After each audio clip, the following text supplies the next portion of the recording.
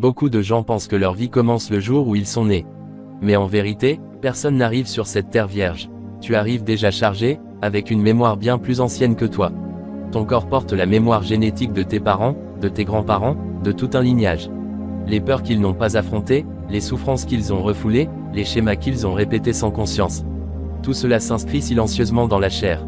Alors quand tu réagis de façon excessive, quand tu te mets en colère sans savoir pourquoi, quand ta vie semble tourner en rond malgré ta volonté de changer, ce n'est pas un manque d'intelligence ni un problème de destin.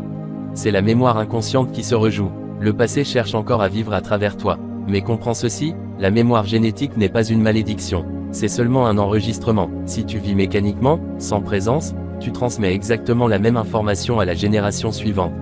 Les enfants n'apprennent pas seulement par ce que tu dis, ils héritent de ce que tu es. Mais le jour où tu deviens conscient, attentif à ton corps, à tes pensées, à tes émotions, quelque chose change.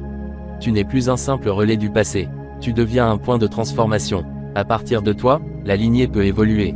À partir de toi, certaines souffrances peuvent s'arrêter. Travailler sur soi n'est pas un luxe spirituel. C'est une responsabilité profonde. Quand tu guéris en toi ce qui était inconscient, tu libères non seulement ta vie, mais aussi celle de ceux qui viendront après toi.